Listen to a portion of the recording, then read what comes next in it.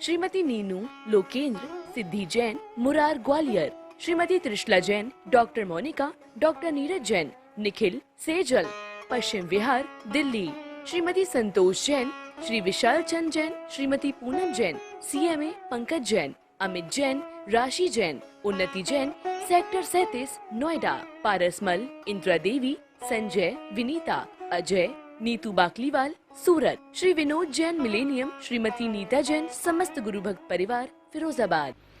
आचार्य भगवान योगेंद्र देव द्वारा विरचित ज्ञानांकुश ग्रंथ की वाचना करते हुए यहाँ देख रहे हैं किस प्रकार चित्त वृत्तियों पर ज्ञान के द्वारा अंकुश लगाया जाना संभव है। अंकुश का पास में होना और जिस पर अंकुश लगाया जाना है उसका भी पास में होना, जिसको लगाना है उस व्यक्ति का भी होना, ये तीन होने के बावजूद भी यदि क्रिया सम्यक हो जाए जरूरी नहीं। अंकुश लगाने के लिए अंकुश होना चाहिए, जिस पर लगाना है वह भी होना चाहिए, जो लगाने वाला है वह भी होना चाहिए, किंतु इन सब में महत्वपूर्ण है अंकुश कैसे लगाना चाहिए। यदि अंकुश लगाने की विधि नहीं जानते हैं, तीनों का भी कोई महत्व नहीं है। यहाँ तक कि कोई व्यक्ति कितना भी आगे बढ़ जाए, संख्या लिखते लिखते लिखते लिखते लोभ में आकर के, तृष्णा से प्रभावित होकर के राजा से मांगने के लिए गया, मैं कितना मांगूंगा, सोचता है पहले 1 रुपया मांगूं, बाद में सोचता है 1 रुपया नहीं, 1 रुपया लिखूंगा इतने में तो 0 खिंच जाएगा, तो 0 लिखता है तो 10 तो हो जाएंगे, 100 हो जाएंगे, 1000 हो जाएंगे, और 0 लगाता चला जा रहा है, किंतु 1 का अंक लिखना भूल गया। हजारों लाखों करोड़ों 0 लगाने पर भी 1 के अंक के बिना उनका कुछ भी महत्व नहीं है। ऐसे ही जब तक किसी भी कार्य को संपन्न करने की विधि ज्ञात नहीं है, उस कार्य के लिए इकट्ठा किया हुआ रॉ मटेरियल सब व्यर्थ है। यहाँ पर आचार्य महोदय कल बता रहे थे, सद्दर्शन, सज्ञान, चारित्र, आत्मा तृतीयात्मक है और कर्तव्यम त्रय भावना, आत्मा को निरंतर इन 3 को प्राप्त करने की, 3 में लीन रहने की भावना बनाना चाहिए। यदि आत्मा इन 3 को प्राप्त न कर पाए, व्यर्थ है जीवन।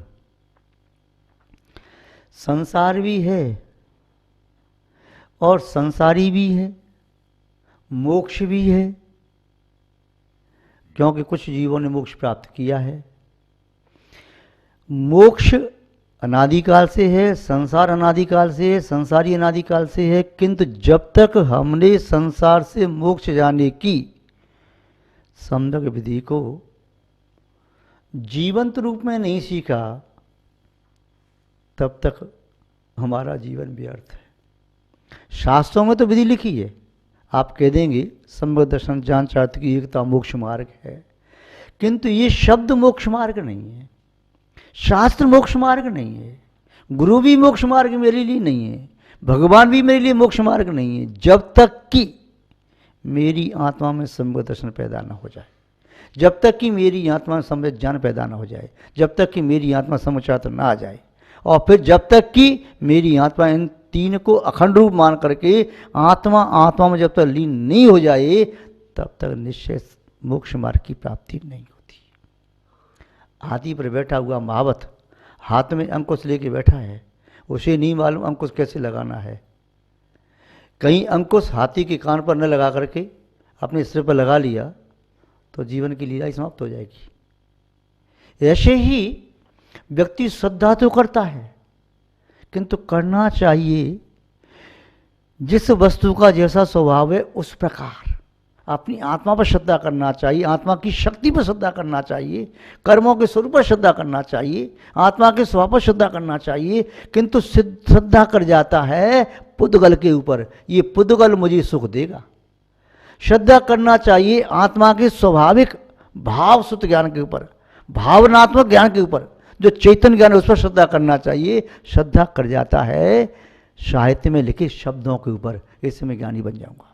श्रद्धा करना चाहिए अपनी इंद्रिय और चित्त की वृत्तियों को निरोध करते हुए संयम के ऊपर, और श्रद्धा करता है देखो मैंने क्रोध में आके उसको दबा दिया, मेरा भी कुछ दम कम है, अहंकार कर रहा है, मायाचारी से मैं अपना कार्य सिद्ध करके ले आया, लोग करके चाहे किसी को बर्बाद करना पड़े चाहे स्वयं बर्बाद हो जाए, लोगों को नहीं छोड़ रहा। हिंसा से, झूठ से, चोरी से, कुशील से, प्रग्रह से अपने आप को सुखी करना चाहता है। समझो कि वह व्यक्ति अग्नि के कुंड में शीतल जल की धार खोजना चाहता है। हो सकता है कभी जल में पानी निकल आए, हो सकता है कभी बालू पीलने से तेल निकल आए, हो सकता है जल मथने से चाहे घी निकल आए, हो सकता है आकाश में गगन पुष्प खिल जाएं, हो सकता है पुद्गल को किसी अपेक्षा से चेतना कह दी जाए, किंतु ये नहीं हो सकता कि आत्मा को जाने बिना, पहचाने बिना, माने बिना और आत्मा की लीनता के बिना आत्मा की शुद्धि नहीं हो सकती। यदि प्लास्टिक की अग्नि यानी एक अग्नि का चित्र चाहे दीवार पर बनाया, चाहे किसी पेपर पे बनाया और चाहे प्लास्टिक सा बना दिया, वह प्लास्टिक की जो अग्नि है या प्लास्टिक का चित्र दीवार पे बनाया या पेपर पे बनाया है, उस अग्नि में सोने को तपा करके शुद्ध नहीं किया जा सकता। आपके वस्त्र गंदे हो रहे हैं, चाहे चित्र में तालाब है, झील है, नदी है, समुद्र है, उस चित्र में बने समुद्र में आपके मलिन कपड़ों को साफ नहीं किया जा सकता। इसी तरह से केवल शब्दों को गिन करके, डिग्रियां गिनते गिनते अपने आप को ज्ञानी, विद्वान, महापंडित सिद्ध करना चाहते हैं तो समझ लेना किसी और को नहीं, सिर्फ और सिर्फ अपनी आत्मा को ठगने का उपक्रम जारी है।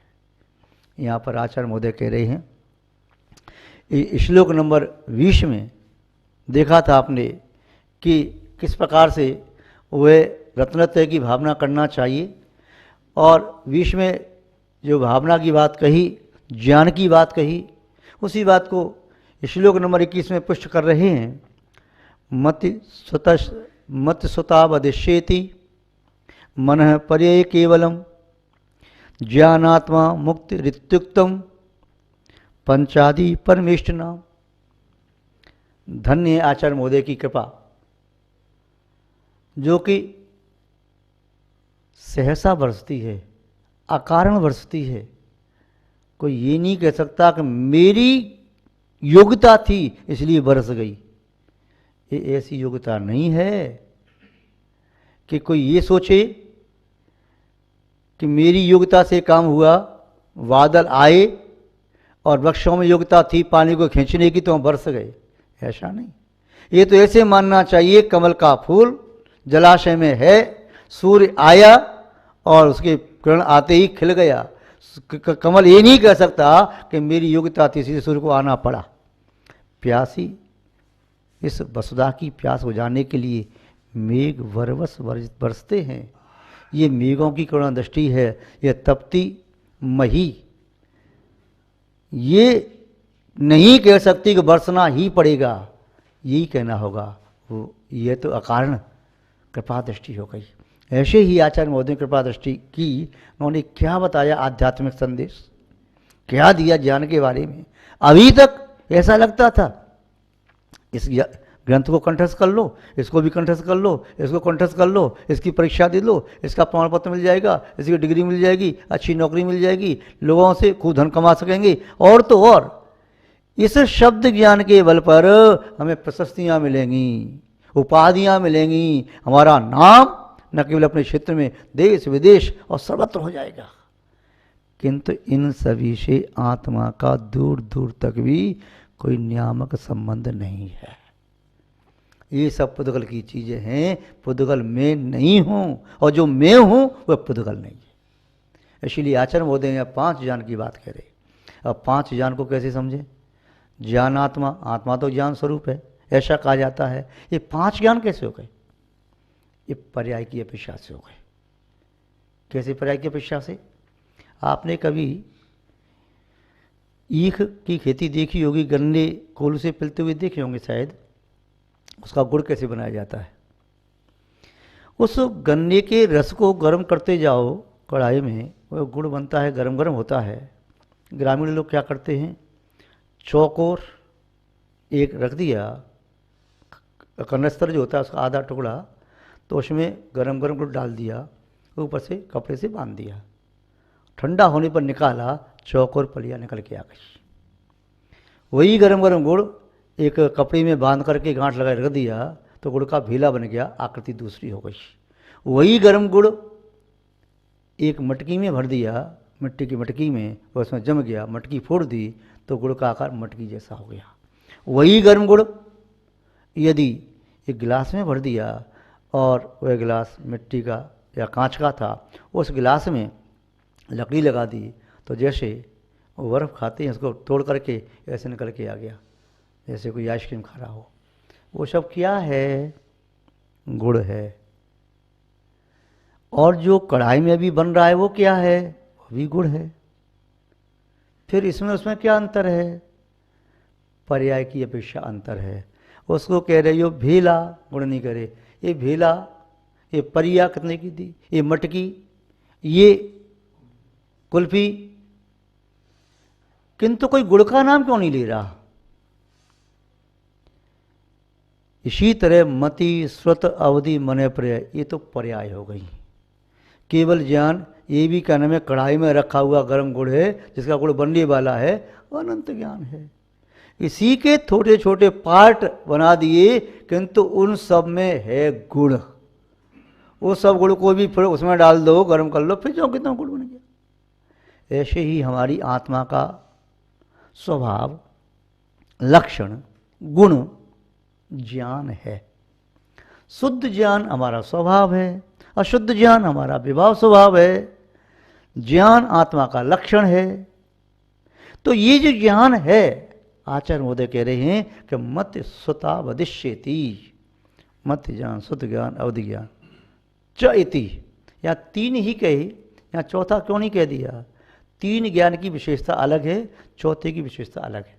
मतलब ये 3 ज्ञान मिथ्या भी हो सकते हैं, कुमति, कुसुत, अवधि, और सम्यक भी हो सकते हैं।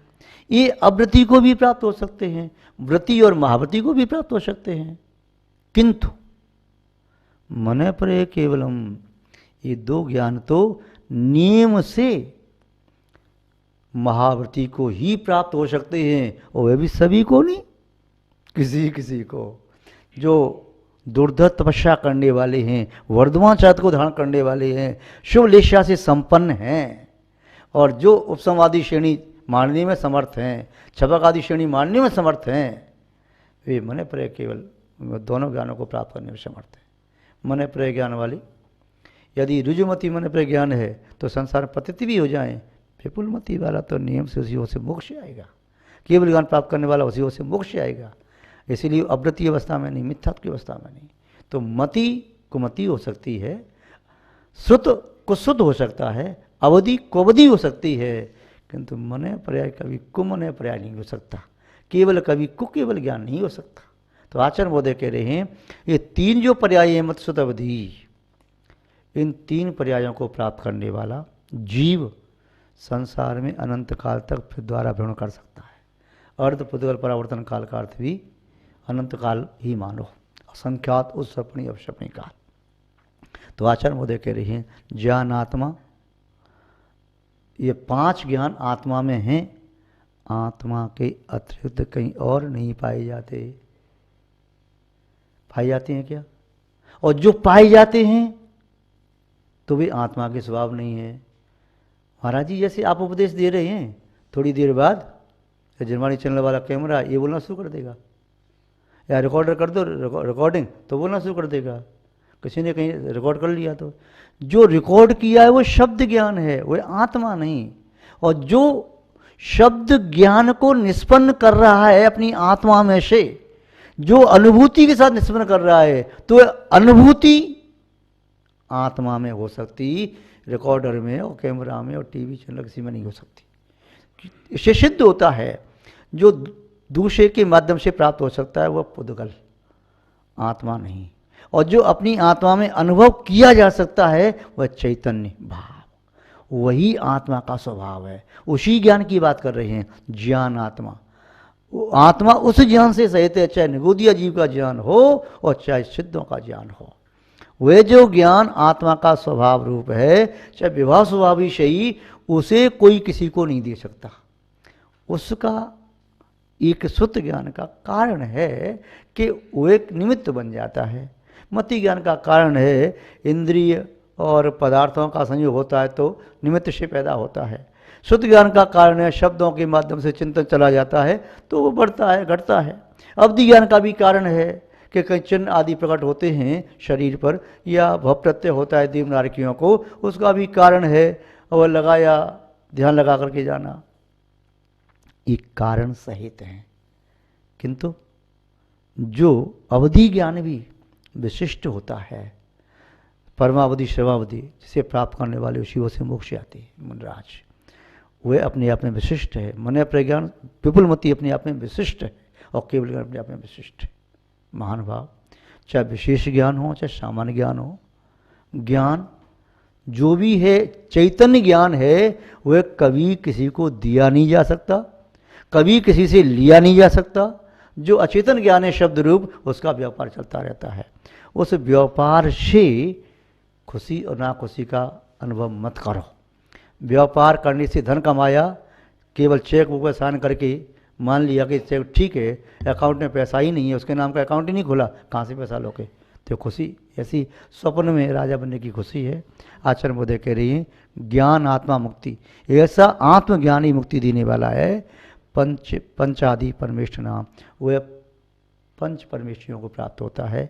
ऐसे ज्ञान की भावना आप भी भाव, ऐसे ज्ञान के धारक पंच परमेश्वरों के चरणों में हम प्रणाम करते हैं और सम्यक ज्ञान है 5 प्रकार के, उन्हें प्रणाम करते हैं, भावना भाते हैं। हम भी पंच परमेश्वर की अवस्था को प्राप्त करते हुए अपने शाश्वत स्वभाव को प्राप्त कर सकें। इन्हीं सद्भावनाओं के साथ आज बस इतना ही पर्याप्त है। जय बोले श्री शांतनाथ भगवान की, परम पूज्य आचार्य गुरुदेव श्री विद्यानंद जी महाराज की, अहिंसा में विश्व धर्म की। श्रीमती नीनू लोकेंद्र सिद्धि Jain Murar Gwalior, Shrimati Trishala Jain, doctor Monika, doctor Neeraj Jain, Nikhil Sejal Paschim Vihar Delhi, Shrimati Santosh Jain, Shri Vishal Chand Jain, Shrimati Poonam Jain, CMA Pankaj Jain, Amit Jain, राशि जैन, उन्नति जैन, सेक्टर 37 नोएडा, पारसमल, इंदिरा देवी, संजय, विनीता, अजय, नीतू बाकलीवाल सूरत, श्री विनोद जैन मिलेनियम, श्रीमती नीता जैन, समस्त गुरु भक्त परिवार फिरोजाबाद।